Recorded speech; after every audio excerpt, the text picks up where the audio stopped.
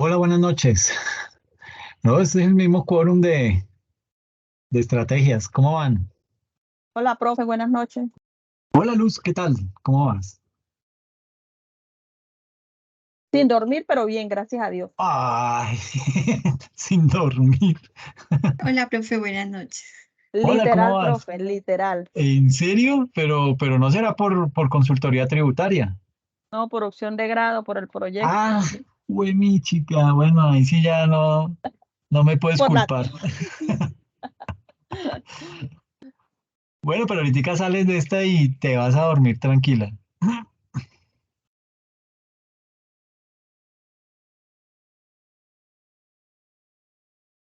Bueno, hoy tenemos unas exposiciones de dos grupos que nos habían dicho que iban a exponer. El grupo de Luz y o sea, Lucenilda y Mónica, que van a exponer, y luego vienen a exponer Jason y Yasmín el tema de justificación y límites al poder de tributación de los entes territoriales en Colombia. Tremendo nombre.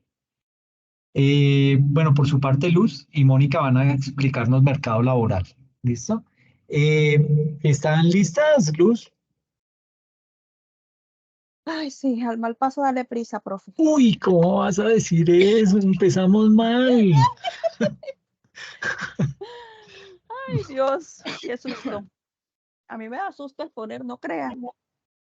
Pero ¿cuál? Si no te estamos viendo, no estás ahí al frente, todo es más relajado. Listo. Mónica, ¿compartes o comparto? Comparto. Hola, profe, buenas Hola, noches, Mónica, compañeros. ¿cómo estás? Como con gripita, pero ahí vamos, profe, vamos, ya comparto. Ok, ok, listo. Profe, ¿cuánto tenemos para exponer? No, por ahí yo creo que unos 20 minutos. Ah, ok.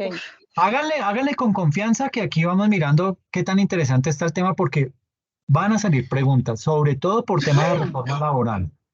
Ay, la que está en proceso o la que Sí, ya pasó. no, Profe, dale. la que está ahí en proceso. Bueno, Entonces, buenas buena grande, Mónica. noches, profesor. Qué pena. Buenas noches, profesor. Buenas noches, compañeros. Hola. El tema que nos correspondió es mercado laboral. Entonces, vamos a hablar sobre el desempeño del mercado laboral y la productividad, la informalidad y la eficiencia. Está dividido en tres. Entonces, iniciamos. Entonces, el mercado laboral está impulsado básicamente por los empresarios que están motivados a obtener beneficios por parte del comercio.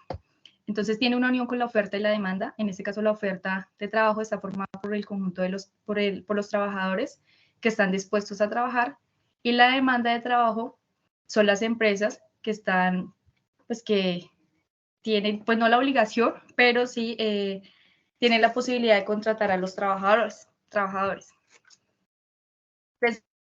Desempeño del mercado laboral y productividad. Entonces, nos muestra que entre el año 2008 y 2018, los indicadores del mercado laboral mostraron grandes avances respecto a registros históricos sobre el desempleo, pero a partir de 2016 se evidencia un continuo deterioro de la tasa del desempleo que alcanzó hasta un 9.7%. La tasa de desempleo, pues en Colombia es la segunda más alta de la región, ubicándose un puesto antes de Brasil. El empleo vulnerable representa el 47% del empleo en total. También nos dice que existen grandes, sí, como diversos motivos por el tema del desempleo, como está la demografía y las regionalidades en términos de desempleo. En el 2018, las mujeres jóvenes entre 18 y 28 años tuvieron unas tasas más altas de desempleo. Y el departamento que más tuvo desempleo fue el de Quindío, con un porcentaje del 14,1%. La productividad laboral en Colombia es del 23%, versus Estados Unidos. Y su crecimiento anual ha sido de tan solo un 1%. La eficiencia del mercado laboral. En el 2018, cerca del 67% de los ocupados reportan que han encontrado dichos trabajos por parte de familiares y amigos, y tan solo un 4% han encontrado sus trabajos por parte de plataformas virtuales como Computrabajo y demás. También nos habla de la ley 1636 del 2016 y el decreto 10 del 72 del 2015, donde los empleadores están obligados a reportar todas las vacantes que tienen al Servicio Público de Empleo. A diciembre del 2018, solamente 36,000 empresas habían inscrito sus vacantes pues a este portal. Aquí en esta gráfica nos muestra un poco sobre el perfil de Colombia en materia del mercado laboral. Entonces está la variable del desempeño del mercado laboral y productividad. Entonces nos muestra que la tasa de participación de la fuerza laboral de más de 15 años, Colombia tuvo un valor en el 2019 del 68.9% y en el ranking en América Latina estuvo de terceras de 16. El mejor país fue Paraguay con un 71%. Respecto a la tasa de desempleo, Colombia tuvo un porcentaje del 9.7% y en el ranking en América Latina estuvo de 16 sobre 17. El mejor país en América Latina fue Guatemala. En la tasa de desempleo juvenil, entre 15 y 24 años, en Colombia el porcentaje fue del 13.7 y en el ranking estuvo de 9 de 13. El mejor país de América Latina en el 2019 fue Guatemala, nuevamente. La duración promedio del desempleo en meses entre la población entre 15 y 64 años en Colombia fue el 4.74. En el ranking en América Latina del 2019 estuvo de 6 de 11 y el mejor país fue Perú. El empleo vulnerable del empleo total en Colombia el 46.8%, en el ranking estuvo de 16 de 17. El mejor país en América Latina fue Costa Rica. Respecto a la productividad laboral por hora trabajada, esto está en dólares, ¿no, profe? 32.771. Colombia estuvo de 6 de 11 y Chile fue el mejor país. La informalidad, esto lo tiene mi compañera.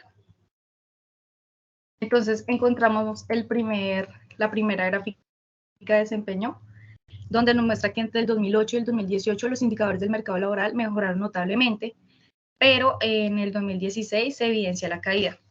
Entonces está aquí el 2016. La tasa de desempleo es color verde, la tasa global de participación color azul y la tasa de ocupación el color naranja. Aquí se evidencia la caída. Está en 11.3, 12, 11, 10, 10.4, va cayendo, 9.6, 9.1, 8.9, una caída y nuevamente 2016. Aquí en esta gráfica nos representa el desempleo en hombres y en mujeres. El desempleo se ve más en mujeres que en hombres y respecto a edades de 18 a los 28 años tienen menos oportunidades de empleo. Y en el Caribe tienen un porcentaje más pequeño de desempleo que en el resto de regiones. Aquí habla de la brecha de productividad que tiene Colombia versus Estados Unidos y es una de las brechas más altas que tiene América Latina. Entonces acá está el OCDE y aquí está en naranja América Latina. Perdón. Respecto a las recomendaciones, entonces, para mejorar dicho desempleo, nos dicen que debemos reformar el Código Sustantivo del Trabajo, ya que este se creó bajo la Ley 2663 el 5 de agosto de 1950 y pues no ha tenido muchas reformas. También nos habla de implementar una política laboral moderna, articulada bajo la política de desarrollo productivo, que promueva las actividades del mercado laboral. También nos habla de reducir costos laborales no asociados a la contratación. Nos habla de avanzar en las acciones del Plan Nacional de Desarrollo.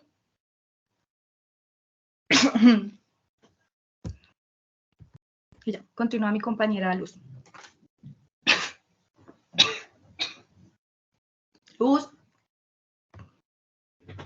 Yo estoy hablando con el micrófono cerrado. Buenas noches, profesor, compañero. Yo me corresponde la parte de la informalidad. La informalidad es una relación laboral que no tiene ninguna, no tiene que cumplir ninguna norma legal, no está sujeta a ninguna legislación nacional, no cumple con el pago de impuestos, no tiene cobertura de protección social para los empleados, carecen de prestaciones sociales y relacionadas con el empleo. Impide aprovechar la potencia de un sector fundamental en la economía, donde abundan emprendimientos, iniciativas, ingenios, sacrificios, esfuerzos. Esta informalidad es un gran problema para Colombia, es persistente y es uno de los obstáculos más importantes en el camino hacia el progreso social y económico de los países, ya que el empleo informal no hace ninguna clase de tributación. Una de las razones por las que el sector informal se ha venido aumentando en los últimos años se debe a que la mayoría de las empresas del sector formal que debieran tener empleo para todas las personas no pueden cubrir las vacantes, y de este se deriva que las personas, para poder subsistir, para tener un ingreso, optan por lo que conocemos el llamado rebusque. Pasa la Mónica. Los antecedentes de la informalidad comenzaron en el año 1971, cuando el señor Keith Hart presentó su libro, que en español se llama Oportunidades de Ingresos Informales y Empleo Urbano en África, en un seminario de desempleo que se dio en África, pero tomó verdadera relevancia a partir de la misión sobre el empleo llevada a cabo en Kenia por la Organización Internacional del Trabajo en el año 1972. Las características de la informalidad. Según ellos, el objetivo de ellos es crear empleo y generar ingresos para que las personas que participen de esta actividad puedan cubrir sus necesidades básicas. Funcionan típicamente a pequeña escala, con una organización rudimentaria en la que hay mucha, o por decir, llamarlo de esa manera, muy poca o nula, ninguna distinción entre el trabajo y el capital como factores de producción.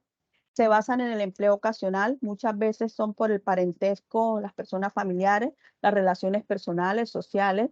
No existe ningún acuerdo contractual, no hay contratos laborales, no hay cobertura en seguridad social, no hay ninguna garantía formal para las personas que trabajan bajo esta relación laboral.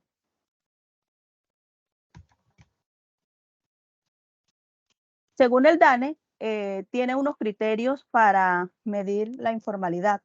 El primero dice que son asalariados o patrón de microempresas que tienen menos de 10 trabajadores, aunque yo conozco empresas grandes que todavía están en la informalidad, que tienen hasta 20 trabajadores, y dice que no se legalizan porque se lo comen los impuestos. Otra es que son trabajadores por cuenta propia, que son personas no profesionales ni técnicos. El trabajador que presta servicio doméstico, en este caso las mujeres, muchas veces los jardineros, las personas que tienen mucho dinero, contratan personal para la cocina, para el aseo, niñeras, para planchar, en fin. Y la otra son los ayudantes familiares sin remuneración. Cuando una familia no tiene acceso a un empleo, opta por el rebusque. Por ejemplo, el caso de la señora que hace sus empanadas y se va con el hijo o la hija a venderla, y ninguno de los dos reciben remuneración, sino que solamente están consiguiendo lo básico para cubrir sus necesidades. Las causas. Según el DANE, la mayor causa de que haya crecido tanto el trabajo informal se basa en el nivel de educación.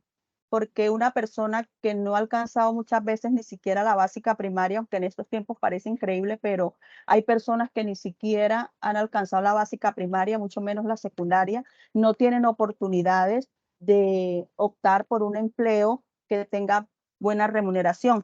El sexo.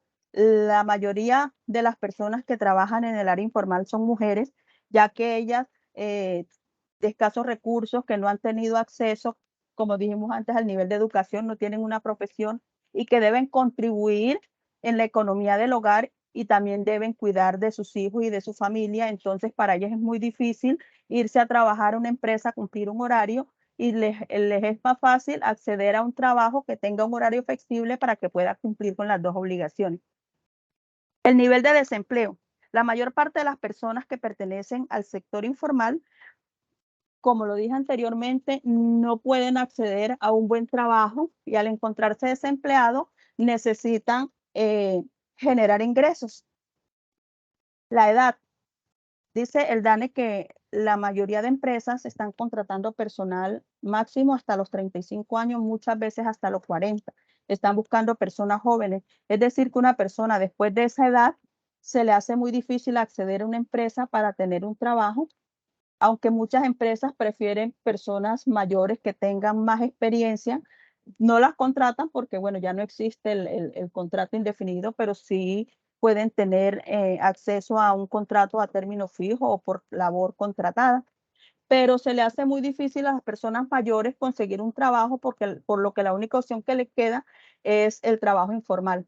La pobreza, que ha venido aumentando acá en Colombia, sobre todo después de la pandemia del COVID-19, la pobreza aumentó de manera considerable y las personas necesitan tener una fuente de ingreso para cubrir sus necesidades básicas y acuden a lo que conocen como el rebusque. Por eso es que nosotros en los semáforos vemos a personas vendiendo limones, a personas vendiendo dulce, a personas vendiendo de todo para recolectar lo del día, lo del diario, los que viven del diario para poder subsistir.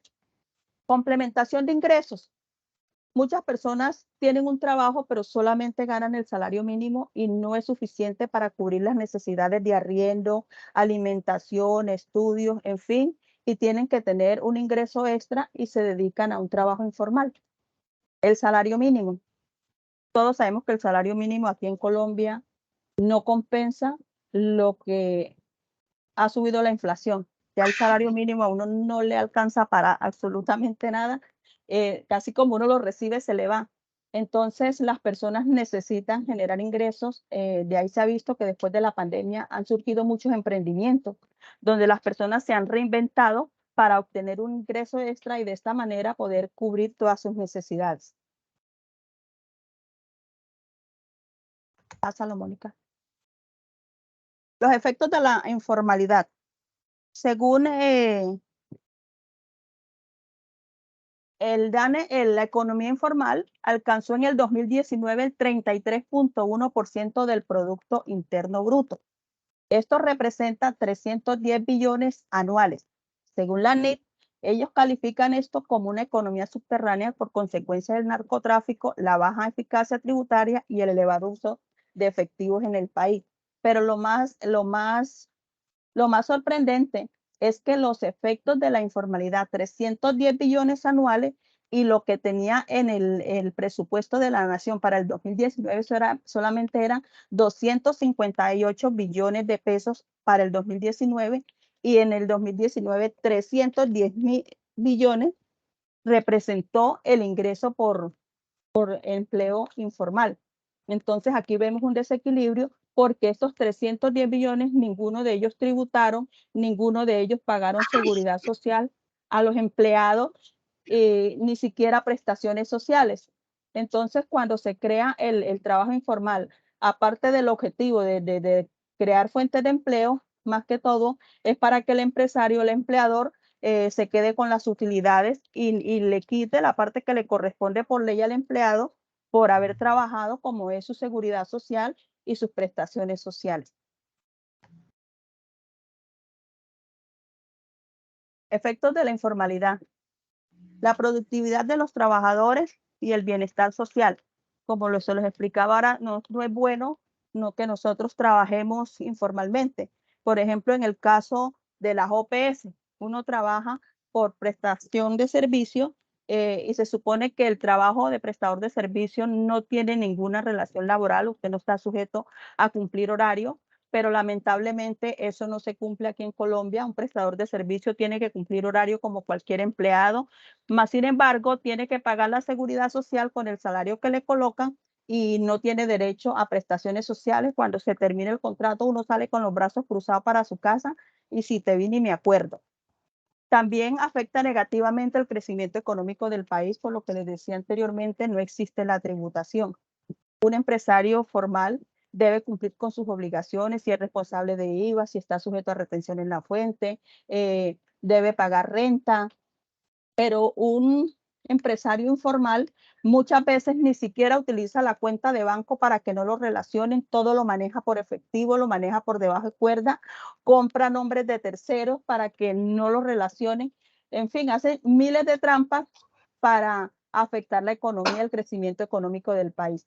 También limita el acceso a la red de seguridad social. Es muy difícil que una persona con un salario, porque a uno lo contratan por OPS y no le ponen un salario integral que debería ser lo legal, que cubra la seguridad social y prestaciones sociales, sino que le dan un salario básico que a uno no le alcanza para pagar seguridad social, que está sobre los 300.000 pesos, y muchas personas optan que cuando van a trabajar no quieren que lo saquen del régimen subsidiado porque pierden los beneficios que han tenido con el gobierno.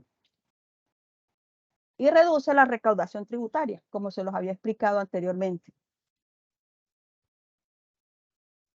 Los países con sectores informales de mayor tamaño tienen ingresos per cápita. Los ingresos per cápita son los individuales, los que ellos nombran por persona, por cabeza. Tienen más bajo la pobreza, más desigualdad de ingresos, mercados financieros menos desarrollados y niveles de inversión más bajos, y están lejos de alcanzar los objetivos de desarrollar sosteniblemente. Algo que yo veía era que nosotros estábamos mirando los países en vía de desarrollo y Colombia no aparecía por ahí. Nosotros estamos en los países subdesarrollados. Y si nosotros seguimos así, nunca vamos a alcanzar desarrollarnos como país y crecer, porque la mayoría de empresas, la mayoría de familias tiene su emprendimiento y ni siquiera aportan a seguridad social para cuando lleguemos a la vejez podamos por lo menos tener derecho a una pensión, si es que alcanzamos a pensionar.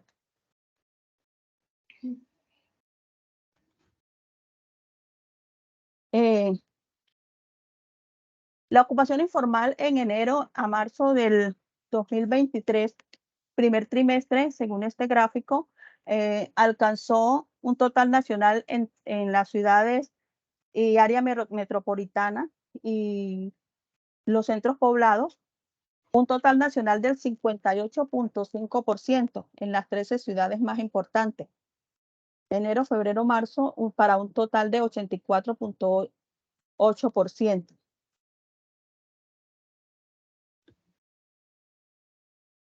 Según este gráfico número 5, aquí nos muestra la naranjadita es las personas que no contribuyen a seguridad social, esta verde los que no contribuyen a pensión y esta verde más clarita los que no contribuyen ni a salud ni a pensión. Entonces, si nosotros miramos acá, dice que han venido disminuyendo la informalidad en Colombia, ha disminuido significativamente según la ley 1607 del 2012. Si nosotros recordamos esta ley, en su artículo 25 fue cuando se creó el que nosotros llamábamos CRE, donde las empresas podían descontar el pago de ICBF, que era el 3%, y del SENA, para los empleados que tuvieran menos de 10 salarios mínimos. Y para las personas naturales que tuvieran hasta 2 empleados, también le cubría esa parte. Entonces, debido a eso, se dice que las empresas aumentaron la contratación del personal a no tener que hacer aporte al Instituto Colombiano de Bienestar Familiar y al SENA, pero a cambio de eso deberían pagar mensualmente un aporte que iba, creo, si no estoy mal, iba desde el 0,3, 0,4%, 0,6 y 0,8. Ese CRE ya no, en la actualidad no existe. Ahora conocemos lo que es el anticipo de renta. Relación entre el salario mínimo y el salario mediano de Colombia con referencia a 2017. Aquí encontramos a Colombia. Colombia está en el 0.89 del salario mediano. ¿Qué es el salario mediano? Pasa la Mónica. Mónica. Ya la pasé. Está lento. El salario mínimo es la cuantía de remuneración que un empleador está obligado a pagar a sus asalariados por el trabajo que estos han efectuado, mientras que el salario mínimo medio es la cantidad del dinero promedio que recibe el trabajador en un país o en una ciudad, una nación por un tiempo determinado. Esto tiene una fórmula que es el salario medio es igual a la masa salarial total dividida entre número de asalariados, es decir, si aquí, por ejemplo, en Colombia hay tres empleados y el uno se ganó 1 millón, el otro se ganó 1.200.000, el otro se ganó 3 millones, esos 3 millones se suman y el total se divide entre el número de asalariados para sacar el salario medio.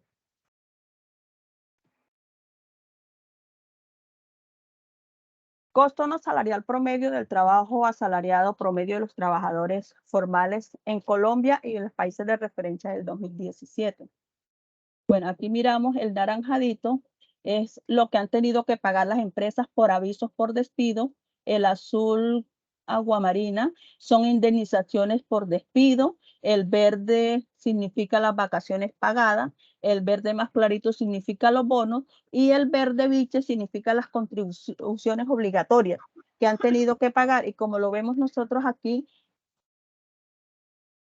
en Colombia, nos encontramos en el promedio del 49.5%. Colombia es un país que ha tenido que pagar esas tasas más altas por despido, por indemnizaciones, por vacaciones y muchas veces no por culpa de la empresa, sino por despido de los empleados que no cumplen con las políticas de la empresa, con los cuidados de PP y ha habido accidentes y en caso muertos, y lo que eleva los gastos para una empresa.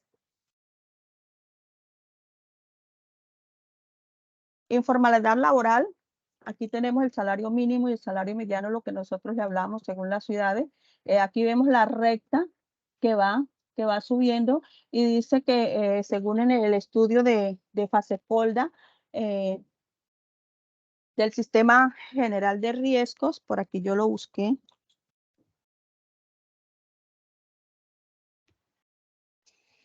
Este es el gráfico 8. ¿Dónde está? Gráfico 8, aquí yo lo. Dice que un estudio de FASECOL del 2018, utilizando la información de la gestión de riesgos profesionales para estimular las tasas de formalidad, muestra que las regiones de Bogotá y el eje cafetero, Antioquia, Quindío, Risaralda y Caldas, tienen los niveles de formalidad más altos a nivel nacional con el 71 y 48%. Por su parte, las tasas más bajas están en el Pacífico, como son Chocó, Valle del Cauca, Cauca y Nariño. Pues yo creo que esto tiene sentido porque Chocó es un país muy pobre que tiene muy pocas oportunidades de empleo. En cuanto al Cauca, la Guajira, el Nariño, pues no sé, pero sí tienen las tasas más altas de desempleo. Indicadores de mercado laboral evaluados por el Índice Global de Competitividad del Foro Económico Mundial. Mónica, yo no veo esa gráfica, se ve borrosa. No sé, agrandar más. Yo la miro por acá.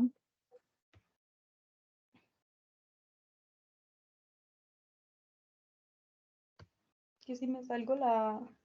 Espérate, yo la miro y le explico desde acá, porque no la veo borrosa.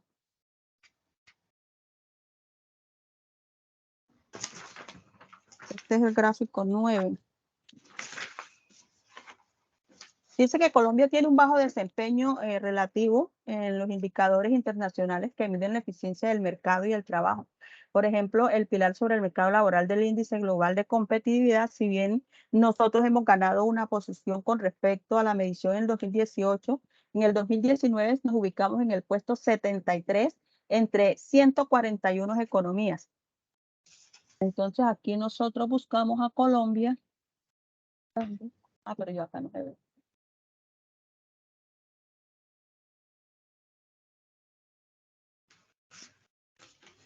número 73, ustedes no sé si alcanzarán a ver.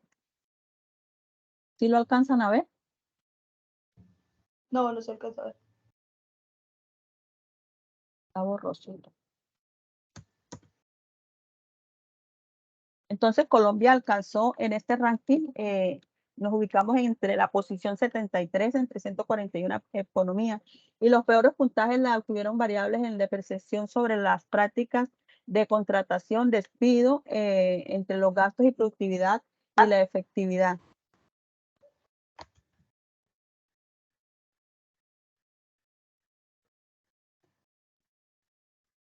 Recomendaciones.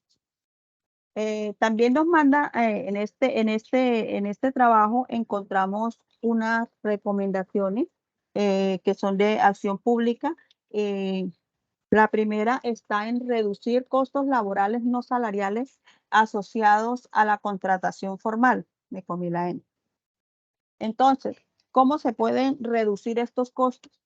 Si según la reforma, los empresarios están peleando porque ya el presidente quiere que nosotros volvamos a tener derecho a las horas extras a partir de las 6 de la tarde, que el horario laboral se reduzca.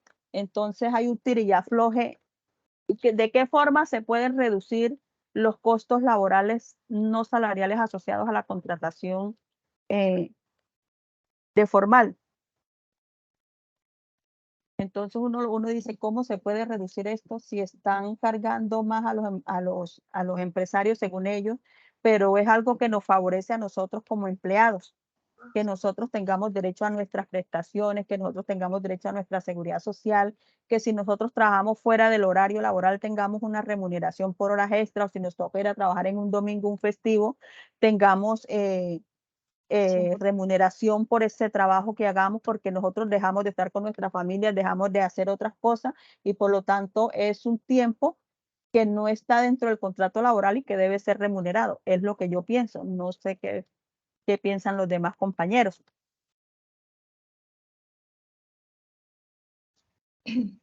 Y entonces, profe, ahí estaba contándole yo a Luz y queríamos hacer una especie como de preguntarle a nuestros compañeros, porque yo le estaba contando a Luz que cómo había recibido, digamos, la empresa, digamos, ahorita el tema de las 42 horas, cómo lo iba a disminuir la empresa, y Luz me informó que la empresa de ella, pues aún no tiene como luces. Y yo le contaba que mi empresa, digamos, en el tema de gerencia, sí como que dicen que definitivamente no nos van a reducir la hora que inicia ahorita en julio.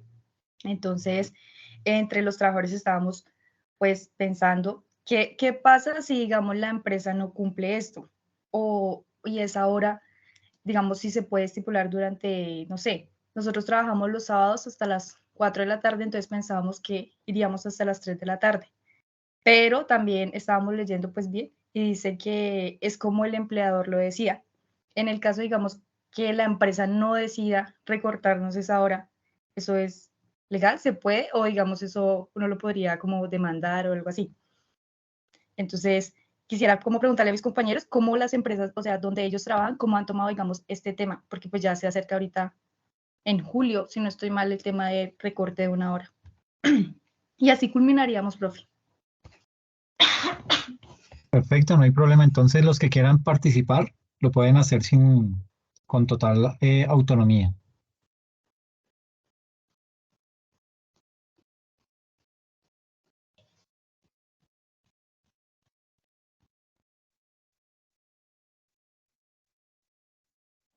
Ninguno. Participar de preguntas, profe.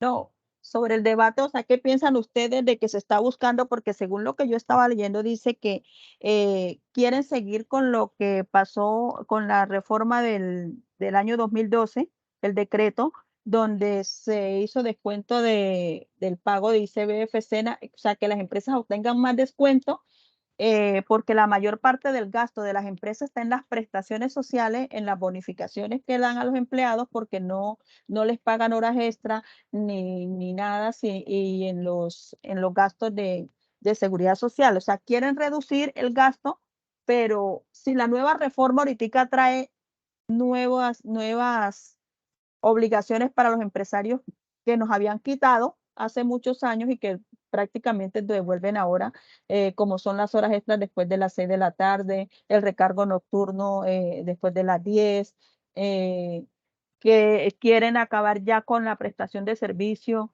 que ya si el prestador de servicio es prestador de servicio, no está sujeto a una vinculación laboral, que no tenga que cumplir 8 o 10 horas de trabajo y reducir el horario laboral. Entonces, ¿qué piensan ustedes acerca de esto? ¿Cómo se puede reducir esto sin afectar al empleado y que se beneficie solo al empresario?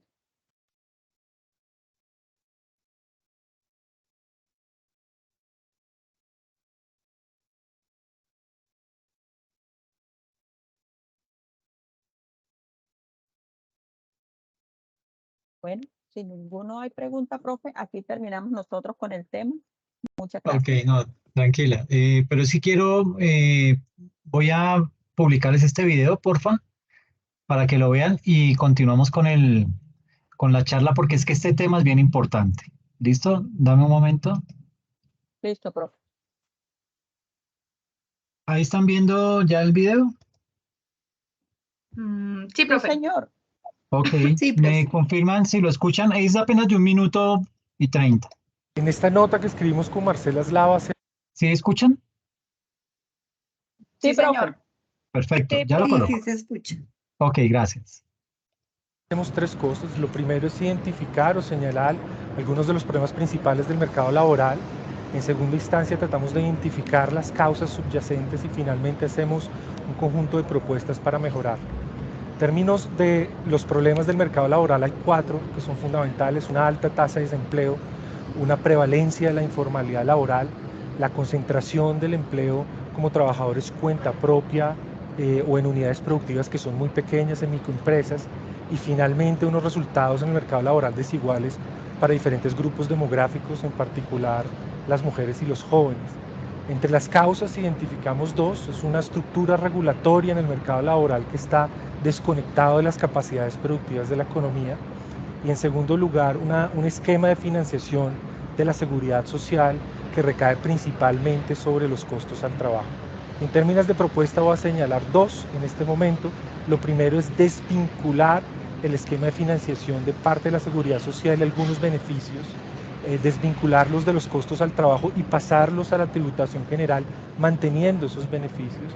Y en segunda instancia, hacer una política activa para promover la contratación de estos grupos, los jóvenes y las mujeres, particularmente a través de incentivos tributarios.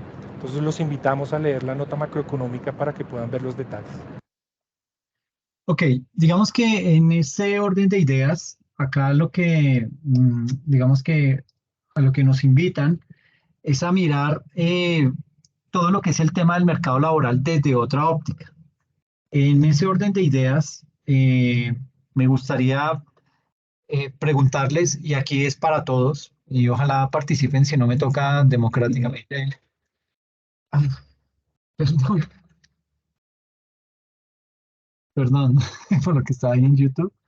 Entonces, básicamente, ahí en lo que ustedes exponían, Lida y Luz, perdón, Luz y Mónica, eh, ¿cuáles consideran que son esos síntomas del mercado laboral? O sea, esos síntomas que indican que el mercado laboral va mal o que el mercado laboral va bien. Me interesa lo mal. ¿Cuáles consideran que pueden ser esos síntomas? Bueno, profe, yo pienso que uno de los síntomas y que uno escucha, y si uno hiciera una encuesta, yo creo que todos los empresarios coincidían en que contratar a un empleado, así sea con el salario mínimo, es un costo muy elevado. Según lo que veía en el video, ellos lo que proponen es que este cargo se lo pase al gobierno, fue lo que entendí, porque lo quieren pasar a un gasto tributario. Ya Pero no, no, esa es una recomendación. por Pero, eso, ¿cuáles son las alertas que indican que el mercado laboral está mal? porque ha crecido el desempleo y ha aumentado la informalidad. Ya Perfecto. ha aumentado la informalidad porque las tasas de desempleo han aumentado, pues, y la gente tiene que subsistir. Después de la pandemia, la pobreza aumentó. y entonces las personas tienen que subsistir, y si la señora o el señor no tiene cómo o conseguir un empleo, entonces hace una empanada y la vende, o va y vende limones, o compra dulce. Aparte de eso, todos los migrantes que han llegado acá a Colombia que no tienen una legalidad para laborar en una empresa, también se dedican al famoso rebusque. Y aunque uno dice, mire, por ejemplo, los puestos de comida rápida que en cada esquina están así, ¿cuánto no venden esas personas? ¿Cuánto no venden las tienditas de barrio que no reportan, que no pagan un tributo? Y aparte de eso, el empleado trabaja desde las 7 de la mañana hasta las 9, 10 de la noche y no tiene derecho a horas extras, no tiene una remuneración. Entonces, esos son los síntomas de alarma porque están explotando al empleado y ellos están quedando con todos los beneficios porque ni siquiera pagan lo que por ley le corresponde. Perfecto, Luz. Jason, cuéntanos. Bueno, nos fue en la clase anterior. Bueno, como la compañera dice, alta tasa de desempleo. Ese es el síntoma, pero principal. Y hay otro síntoma muy interesante que es el estancamiento de salarios. Hace poco estuve mirando un video de que, digamos, hace 30 años, un joven decía, si empiezo a trabajar ahora con el salario que tengo, en unos 5 o 6 años tengo mi casa.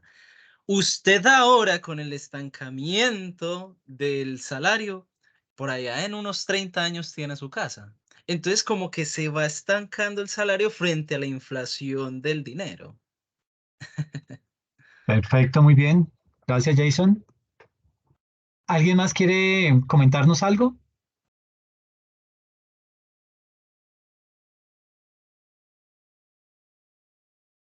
Ok, yo quisiera... Profe, dime, por favor.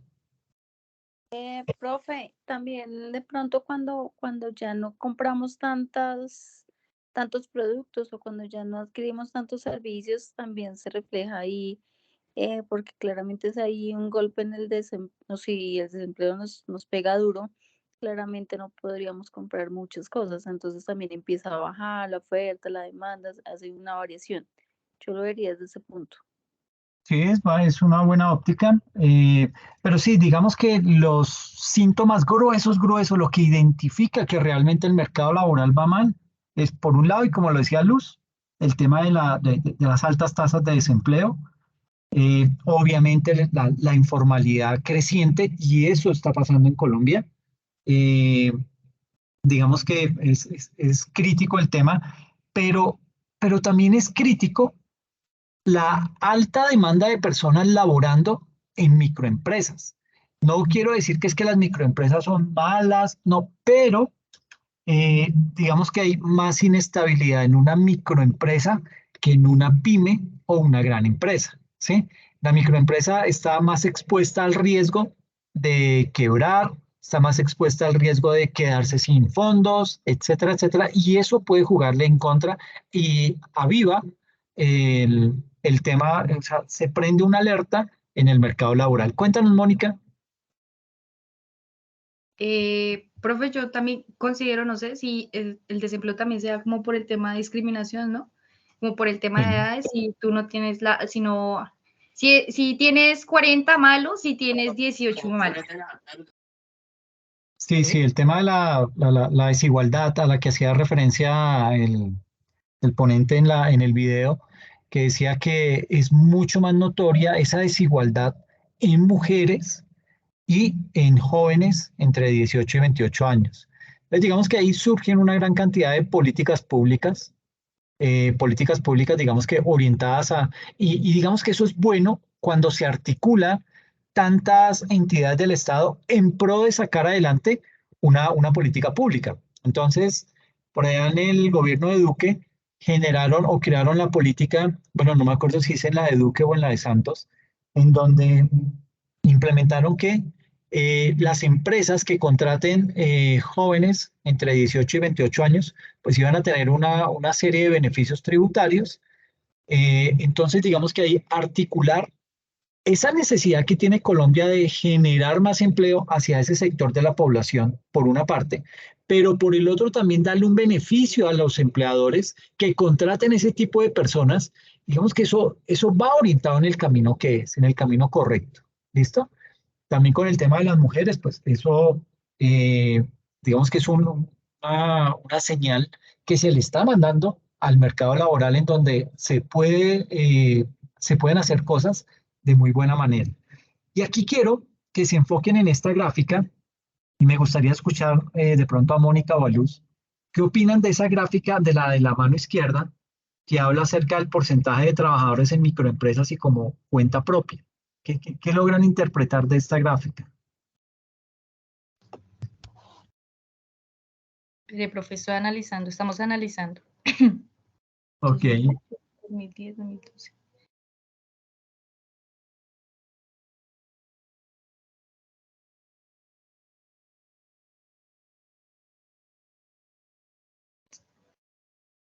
Son más las microempresas, ¿sí? Creo. Es más alto el porcentaje de las microempresas que las que cuentan con... No, espere. Microempresas.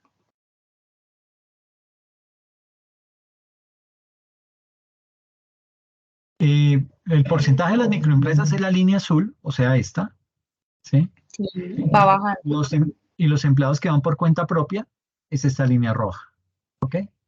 Antes del COVID-19, las empresas, las microempresas estaban funcionando, pero cuando llegó el COVID, ahí se ve que disminuyeron.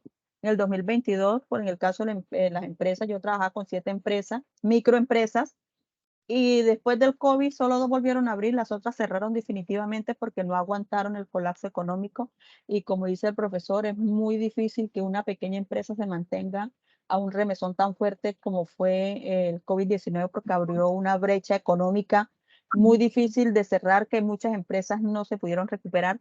Pero en cambio nació lo que nosotros llamamos se reinventaron. Muchas empresas, muchas personas se reinventaron y crearon nuevas ideas de negocio dentro de la informalidad. Algunos se han legalizado, pero otros siguen trabajando en la informalidad y subió el porcentaje. Creció un poco, no mucho, pero sí creció.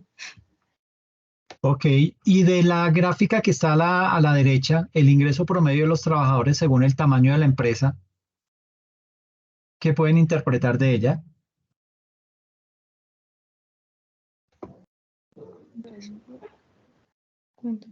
Los empleados por cuenta propia tienen un salario muy reducido que escasamente alcanza para cubrir sus necesidades básicas, mientras que un trabajador de una empresa mayor tiene un buen salario, por lo menos que le pueda cubrir sus necesidades, entre comillas, porque muchas empresas grandes tampoco pagan lo que le deben cancelar a los empleados, sino que solamente la mayoría de empresas después de la pandemia está optando solo por el salario mínimo que según la inflación no nos alcanza ni para subsistir. Ahí esa gráfica estaría mal, profe. Eso es mentira, que las grandes empresas pagan eso. Bueno, pero sí de pronto hay más estabilidad en una empresa más grande que en una microempresa por los factores que hemos mencionado. Es decir, no, vuelvo y digo, no es que me quiera ir lanza en ristre contra las microempresas, ni mucho menos, porque si algo genera empleo en este país son ese tipo de empresas. Pero el riesgo es más latente ahí. ¿Listo? Entonces, como Pero mire, dime. mire, profe, que por ejemplo, acá en Barranca hay una microempresa, entre comillas, se llama Panadería Sonia. No sé si Nini está acá, no sé. Que ella la conoce y hay muchas empresas de panadería grande que estuvieron y todas fracasaron y es la única empresa que se ha mantenido y es una empresa que le paga cabalidad a los empleados lo que tiene que pagar y llegó su diciembre y le dieron su prima navideña extra aparte de la prima que le corresponde y ese señor muy justo con los empleados y una empresa que se ha mantenido y ha crecido. Entonces yo le hago una pregunta con respecto a esos gráficos, ¿cómo sacan esos gráficos? Porque, por ejemplo, en el caso de las encuestas aquí en Colombia, escuchaba en el noticiero que se hizo una encuesta en Colombia y se encuestaron, que llegó a mujeres, a niños, a todo el mundo, ¿y cuántos encuestaron? 1.200 personas para sacar un porcentaje a nivel nacional. Entonces, a veces nosotros vemos estos gráficos y decimos, oh sí, pero ¿de cuánto salió ese gráfico? ¿En realidad nos está mostrando la realidad del país o solamente es un aproximado que ni siquiera llega al 1, 2 o 3% de la realidad de Colombia o de los países de América Latina?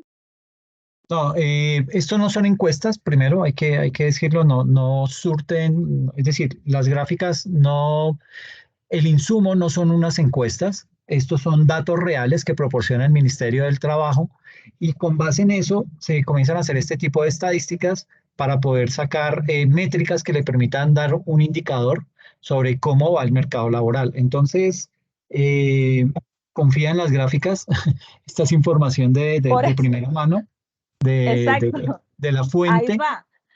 Si nosotros miramos lo que yo leía de la informalidad, esta gente no utiliza ni siquiera cuentas bancarias. Esta gente compra nombres de terceros. ¿Sí ve? O sea, uno ve la viveza de ellos porque ellos no tienen una cuenta bancaria, todo lo manejan por efectivo o si le compran a las empresas también se prestan para no facturarles, le venden por debajo de cuerda que no sé cómo legalizarán después ellos. Entonces, ¿cómo hacen para sacar una realidad si la gente informal no reporta?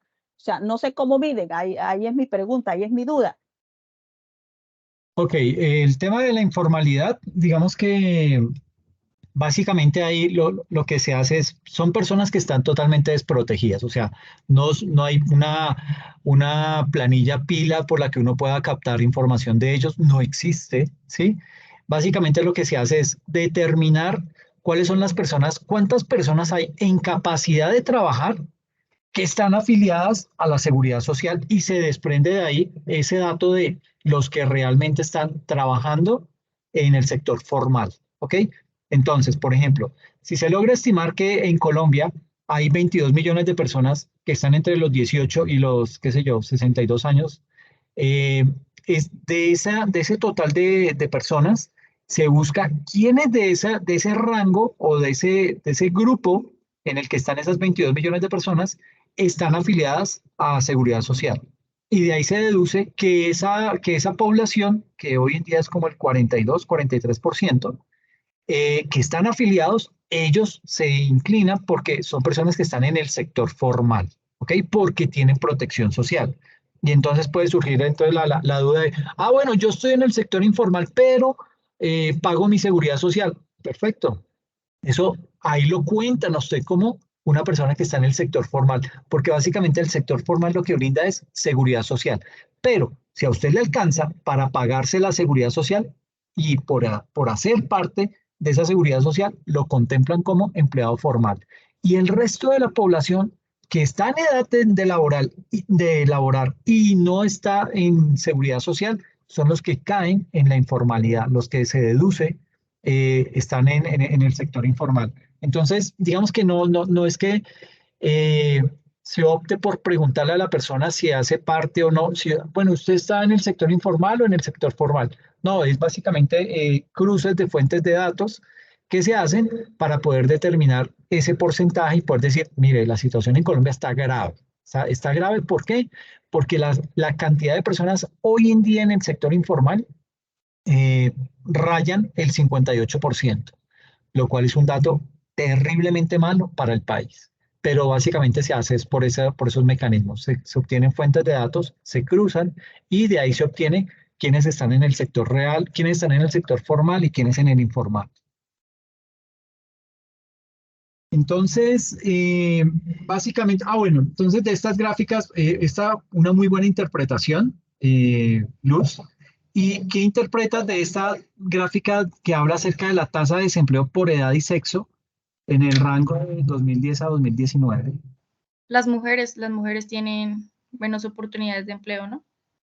Las Perfecto. mujeres de 18 Sí. a 28 años. O sea, este 22.5%, ¿qué significa? ¿Dónde está? Entonces, 18 a 28 es la edad. Sí. sí, O sea, una mujer de 18 a 28 años tiene más oportunidad laboral. no, No. menos oportunidad laboral. ¿Menos? Sí, Sí, exacto. Pero si Hay que pero tener si en gastan el cuenta, 25, no, hay que tener en cuenta estos indicadores. Nos dice acá que estamos midiendo la tasa de desempleo, ¿sí? Por este ok. lado, tasa de desempleo contra segmentos de la población. Hombres de 29 a 62 años tienen una tasa de desempleo del 5.3. Hombre de 18 a 28 años tiene una tasa de desempleo del 13%. A nivel de mujeres entre 29 y 57, mire que toman como tope la edad de pensión.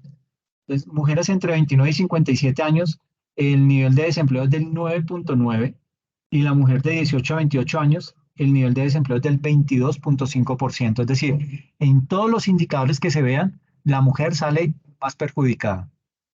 Sí. Aparte de eso, la mujer tiene menos oportunidades no sé por qué a la mujer le pagan menos que a un hombre que ocupe el mismo puesto, la mujer tiene un salario más bajo que el del hombre. Sí, digamos que ahí entran a jugar muchos aspectos. Por ejemplo, una mujer se incapacita más, no solo porque ella tenga, y perdónenme si de pronto alguna se siente incómoda por el comentario, no es la generalidad, pero creo que una de las condiciones que llevan a que se haga esa diferenciación, esa discriminación, porque eso es malo, es debido a que una mujer, por el tema de los hijos, cuando hay, digamos que uno de los niños se enferma, obviamente es la mujer la que pide el permiso, es la mujer la que más, digamos que ausencias laborales presenta, porque a veces se enferma ella o porque también dependen los niños del cuidado de ella en el momento en que alguno de ellos entre en algún tipo de enfermedad. Entonces, digamos que frente a eso, los, bueno, y miren, van a escuchar algo rarísimo. Eh, Hoy tuvimos una sesión con una empresa allá en Barranquilla y en el área contable, digamos que son muchas mujeres, solo hay un hombre y está el contador. Y estaban diciendo, digamos que una de las recomendaciones que se estaba haciendo era que se necesitaba más personal para que soportara la actividad laboral que existe en esa área. Y se proponía que pues, veíamos que habían más mujeres, pues dijimos, no, pues deberían contratar dos o tres mujeres más. Y se levantaron varias de ellas y dijeron, mire, más mujeres no creemos, creemos que deberían venir, que deberían contratar hombres. Y claro, yo las miré, pero hombres, ¿cómo así? O sea, entre el gremio se dan duro. Pero aparte, o sea, por qué mujeres? Por qué hombres? No, es que las mujeres, digamos que tenemos mucha más ausencia, por otro lado, las mujeres somos más conflictivas, entonces creemos que con un hombre o dos hombres más, el tema se puede equilibrar. O sea, eran unas lecturas que, pues desde mi óptica, son raras, pero pues digamos que es lo que se ve hoy. No sé, ¿ustedes qué piensan al respecto?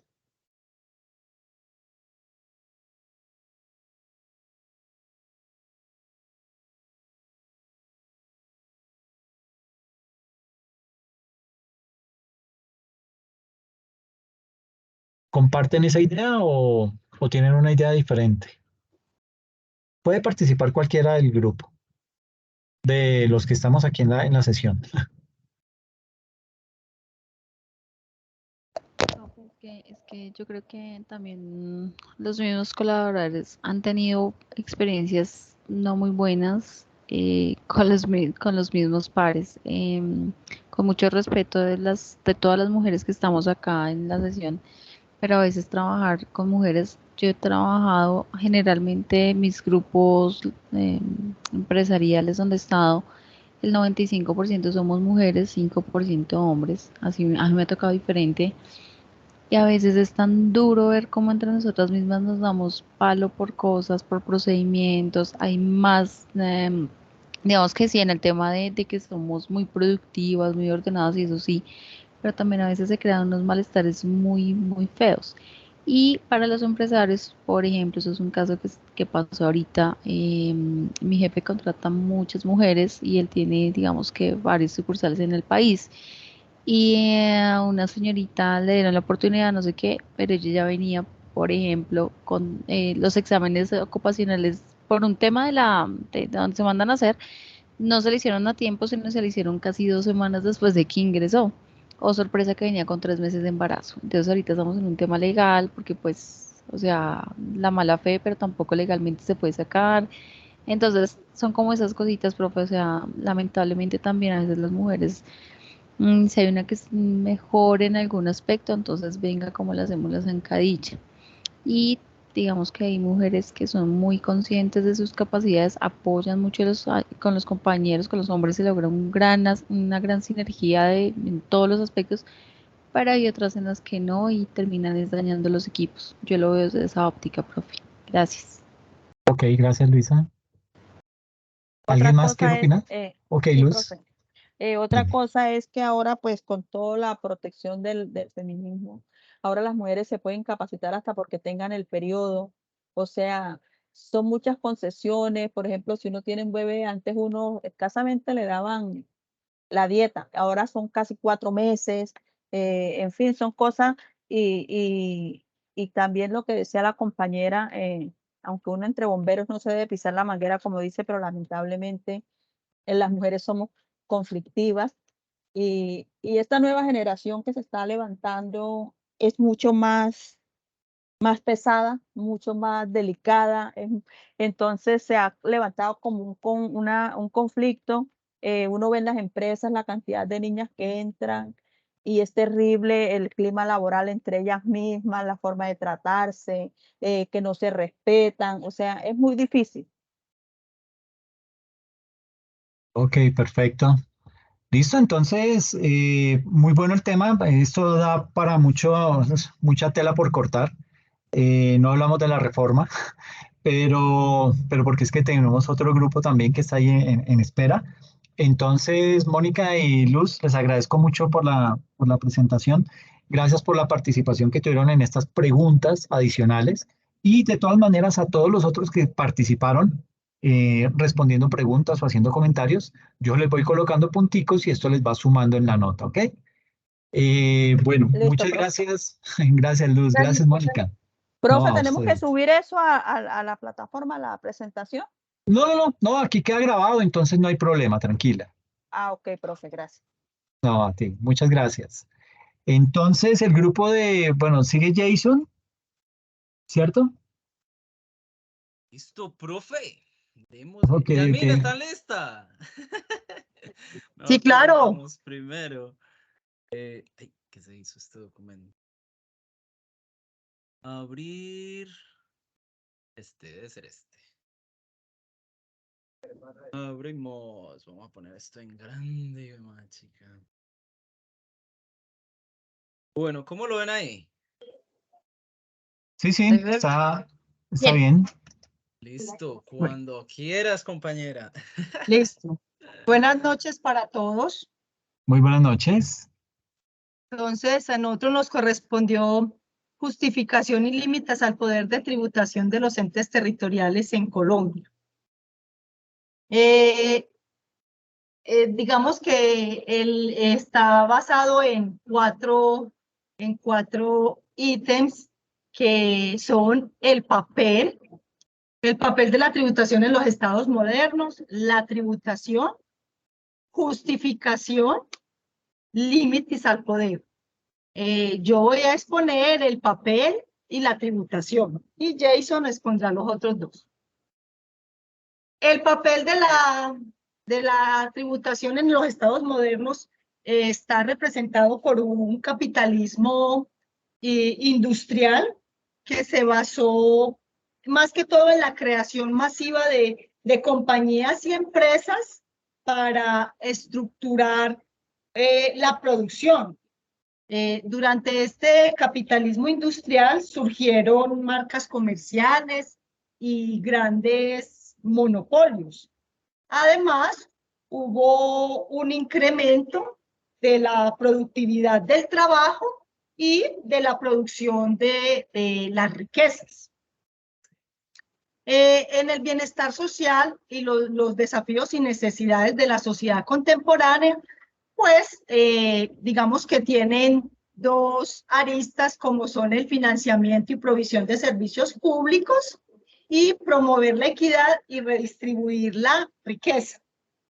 El bienestar social nace a partir de los problemas sociales que se enfrentaron en el siglo XIX con el desarrollo industrial. Dentro de ese bienestar social es muy importante el factor económico, porque es la forma como se reparten los recursos en una sociedad. Es también importante la intervención del Estado para proveer ese bienestar de esa sociedad. Durante la crisis sanitaria que hubo por el COVID-19, que fue a nivel mundial y global, puso en evidencia la urgencia de modificar y acelerar todos los procesos que intervienen en la creación de los sistemas de protección y de bienestar social que garanticen una mejor calidad de vida para todos los ciudadanos o para todos los intervinientes en esa sociedad.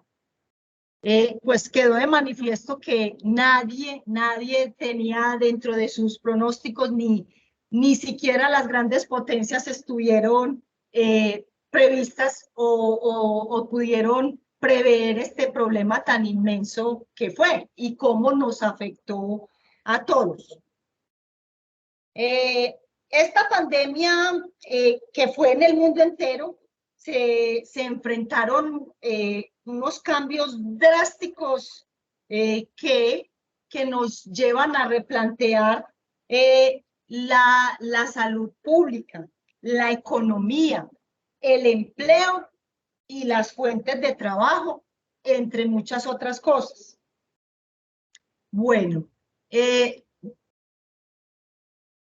promover la equidad y redistribuir la riqueza tiene que ver con la imposición digamos, de los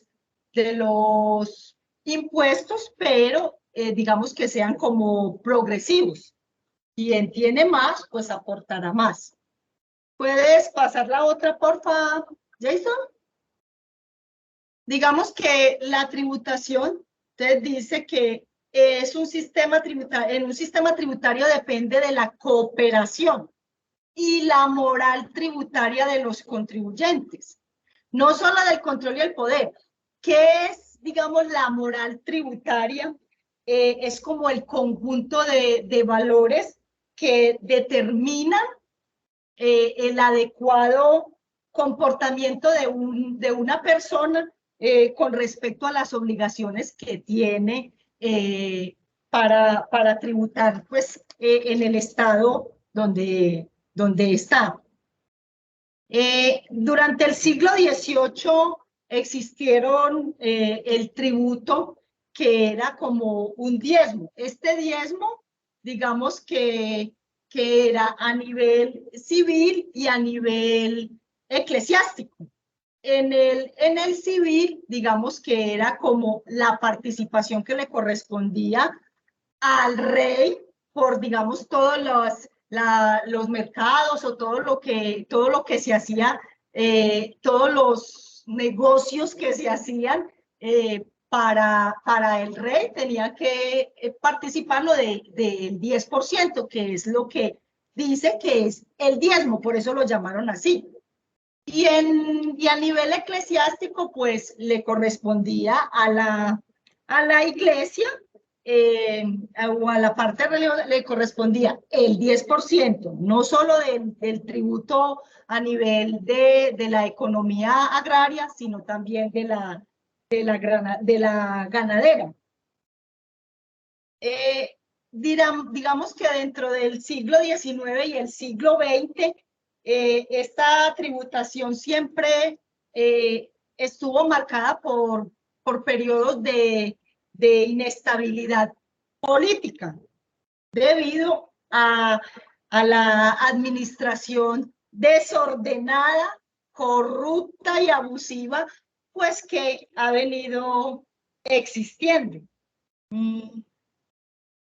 Digamos que se hacen, se crean en el siglo XIX, empiezan a ver la reforma tributaria, donde se crean las compañías como recaudadoras de impuestos, y digamos que es como el paralelo a lo que hoy conocemos como entidades financieras.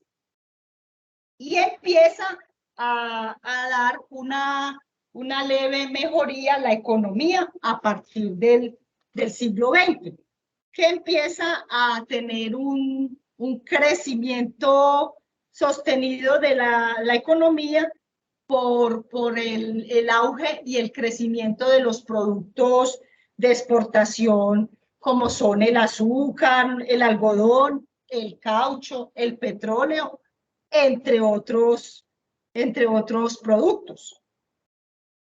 También en el siglo XX empiezan a regularse los impuestos a la herencia, a las rentas y a las exportaciones.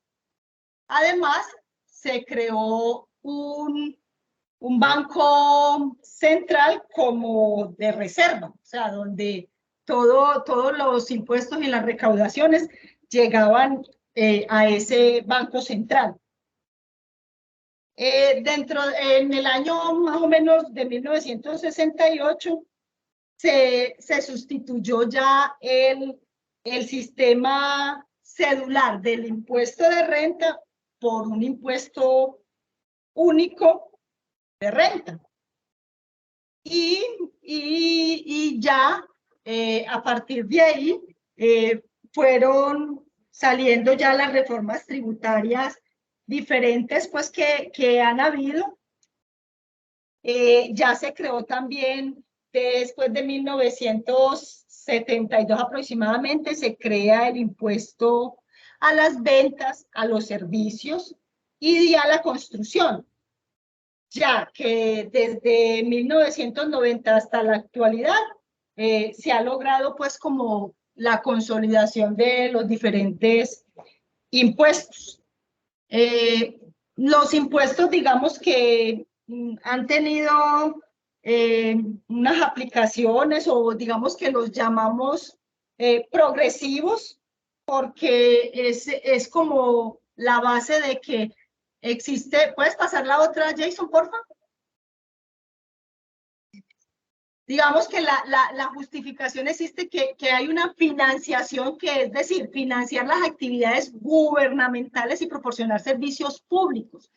Para eso fueron creados, digamos, los impuestos, para financiar los servicios públicos para todos los contribuyentes, pero realmente como existe, como lo decía yo, ha existido unos gobiernos pues corruptos, abusivos, y que la verdad la plata se va y no la utilizan realmente en lo que debiera ser. ¿Cuál es la finalidad de los impuestos? Que es dar una mejor calidad de vida y sobre todo proveer a esos contribuyentes unos servicios públicos básicos, y que también comprendan no solo, por ejemplo, la salud, la educación, la recreación, que todos tengamos como una mayor equidad y una mayor justicia para poder disfrutar de todos esos impuestos que toca proveer al Estado, pagar al Estado. Esa redistribución de esos impuestos, por eso los impuestos, digamos, se llaman progresivos, porque lo que se busca es, a través de ellos, el que tenga más o perciba más ingresos, pues asimismo debiera de tributar mayor cosa para que exista,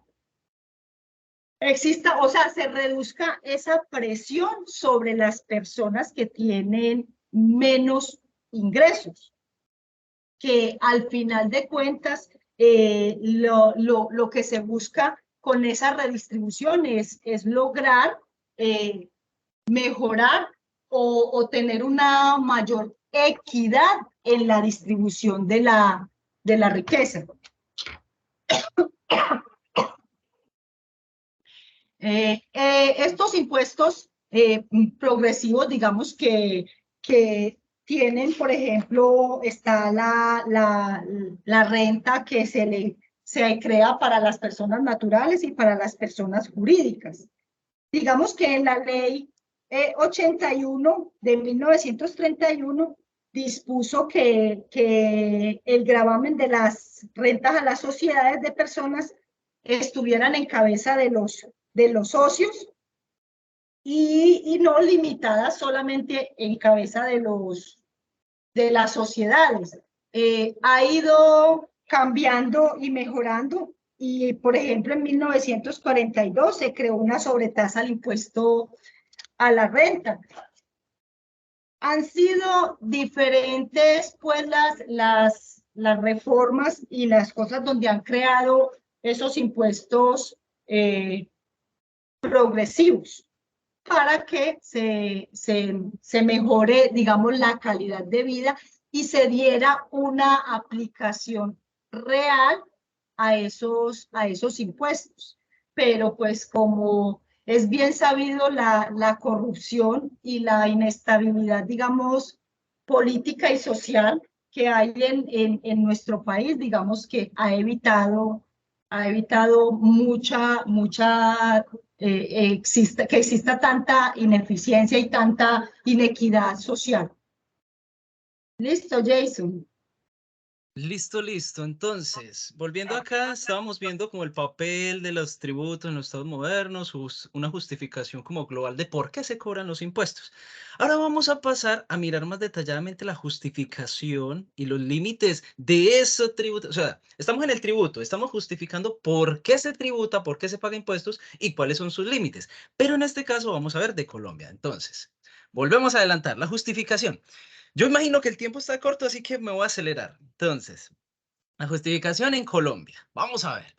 Colombia. Resulta que a Yasmín nos acaba de explicar que ya en la parte como global hay una justificación de por qué se cobra impuesto. Y de esa parte global se desglosa Colombia, que es similar, bajo la misma línea financiación y redistribución. Vamos a tener muy en cuenta la misma línea, ¿listo? Ya nos decía entonces que la financiación era financiar, ¿qué? Funciones y responsabilidades del Estado.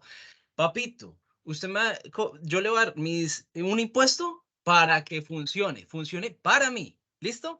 ¿En qué? En servicios públicos. Salud, educación, seguridad, bueno, de todo. Inversión en infraestructura, claro. Puentes, parques, bibliotecas, carreteras, de todo. Y lo que me va a pesar ahora, del orden y la seguridad, ahorita todo lo que está haciendo el ELN. ¡Ay, qué pesar, hombre! Pero, bueno, entonces, una justificación en Colombia de por qué se cobra impuestos es para financiar todo esto. La otra parte, la redistribución que nos explicaba Yasmín, que es para promover la equidad. Entonces, que quien tenga más, pues que contribuya más. Me gustaba acá esta imagencita que pusimos y era, digamos, estos, como tienen más, pues dan más, y este que tiene poquito, pues da poquito, ¿cierto? Vamos entonces a seguir. La tributación en Colombia se ha justificado en la necesidad de obtener recursos para el bienestar. Los impuestos es obtener recursos. ¿Para qué? Para darnos bienestar a la población. Punto, se acabó. Entonces, con la plata, funcionen bien y denos bienestar. Promover un desarrollo sostenible. Este me encanta por el medio ambiente. Ven, si tú contaminas, pues paga entonces. Y esto entonces como cohíbe a contaminar más y provoca un desarrollo sostenible. Combatir la evasión, pues obviamente si queremos tributar, recoger recursos, pues debemos evitar la evasión fiscal. Corregir desigualdades, como decíamos, quien tiene más, quien tiene menos, dar menos. Y esto es muy importante, protección de los derechos fundamentales. Un impuesto no puede violar los derechos fundamentales del contribuyente. Entonces, por eso, una de las justificaciones es proteger a los contribuyentes. Bueno, vamos a la cuarta parte. Vamos a ver límite al poder. Entonces, ya vimos justificación. ¿Por qué se cobra el impuesto? ¿Por qué? ¿Por qué? ¿Por qué? Pues ya vimos por financiación y redistribución. Ahora bien, ya tenemos el tributo. ¿Qué límites tiene ese impuesto, ese tributo? Pero en Colombia, ¿cierto? Vamos a ver, en Colombia. Este va a tener dos apartados. Entonces, ahí vamos a avanzar súper rápido. Entonces, vamos a mirar. Principios tributarios, artículo 363. Resulta que en el artículo 363 tenemos principios como reserva legal, legalidad, certeza, territorialidad, no confiscatoriedad. Bueno, son principios que están ahí, pero no se detallan como tal, pero son principios, ¿cierto? Y en Colombia tenemos algunos límites, entre esos, vea, vamos a nombrar cada uno. Límite por incorrecta aplicación de principios tributarios.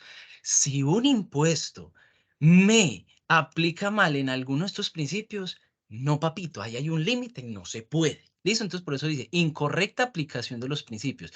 Si me estás afectando la reserva legal, grave, que ahorita vamos a ver un poco sobre reserva legal. Límite en casos de declaratoria de estado de excepción, como en tiempos de pandemia. Ahí sí, hermano, ahí hay unos límites, hay que reaccionar, esto pasó. Límite en bienes de uso público. Bebé, ¿cómo así? ¿Hago uso del parque y tengo que pagar un impuesto? No, no, hay límites en los bienes de uso público. Y el cuarto, que es muy chévere, límite cuando los beneficios tributarios no son iniciativa del gobierno.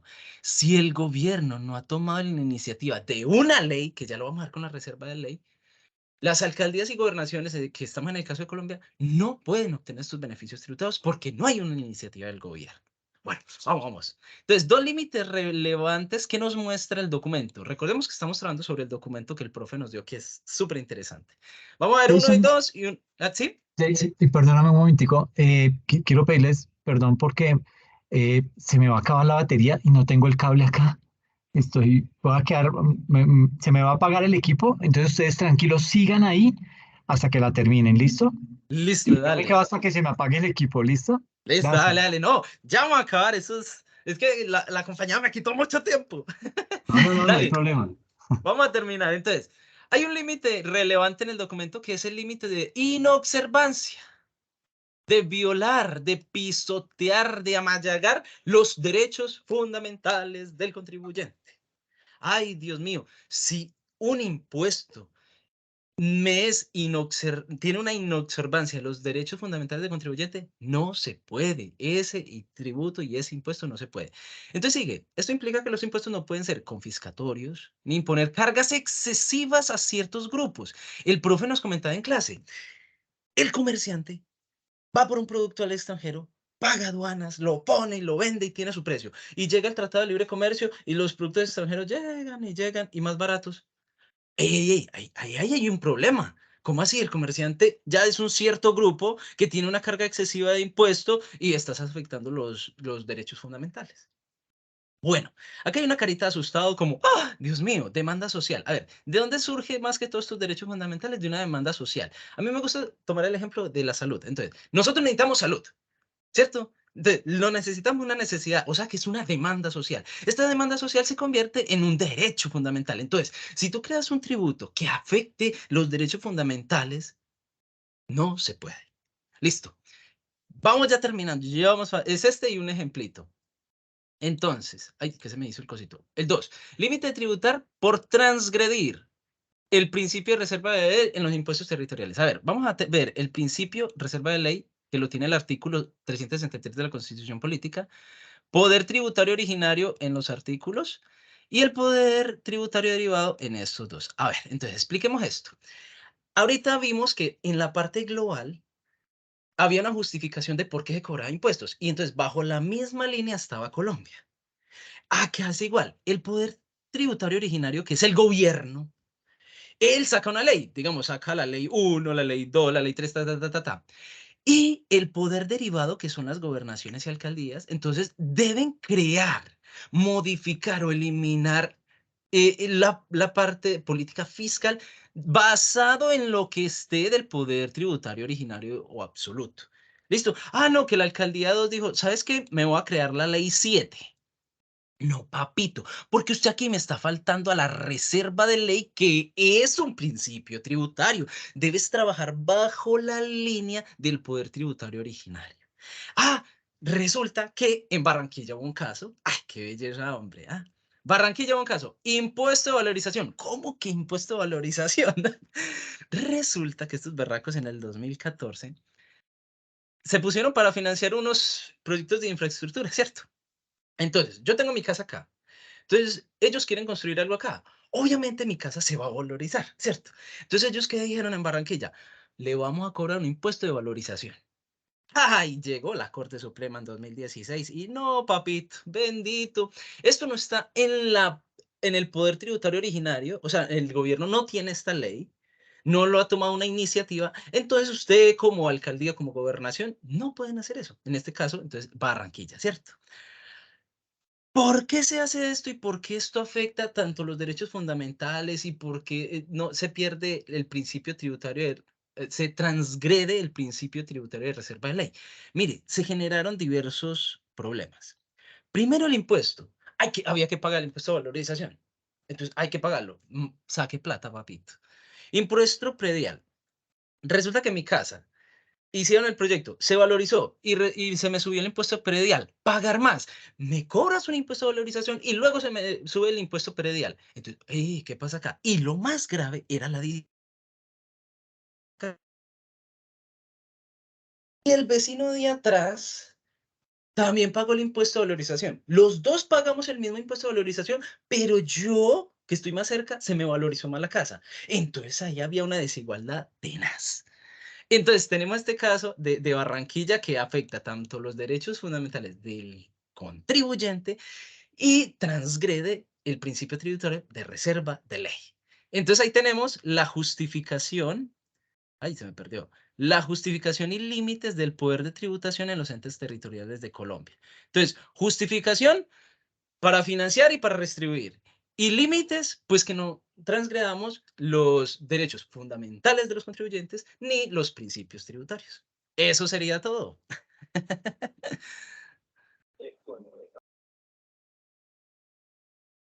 Listo, listo, muchas gracias. Dale. No sé si de pronto alguien tiene dudas o preguntas al respecto.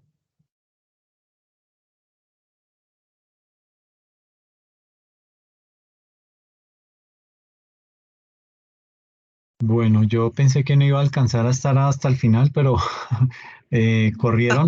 Les agradezco muchísimo. Pues nada, no, dejémoslo ahí porque esto se me apaga en cualquier momento. Les agradezco muchísimo la participación. Gracias, Jason. Gracias, Yasmín.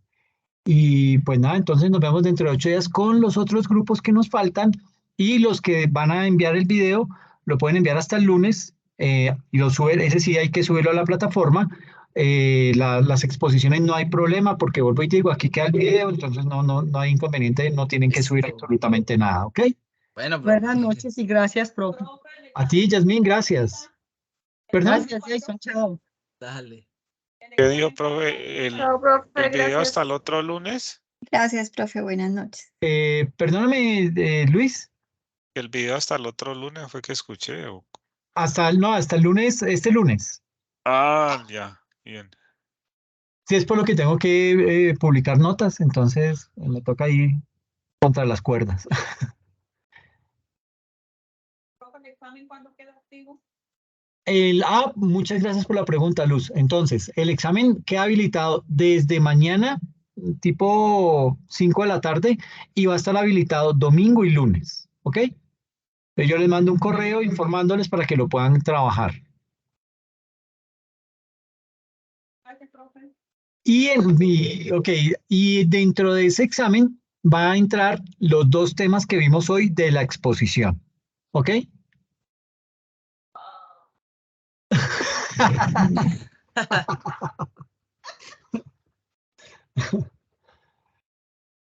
Listo, Listo. profe, muchísimas Bueno, gracias. a ti, Paula, cuídense mucho y nos vemos dentro de 8 Chao. días. Profe, Una buena muchas noche. gracias. Hasta Listo, luego. muchas Buenas gracias. noches. Gracias, profe, buenas Gracias, noches. cuídense, que estén bien.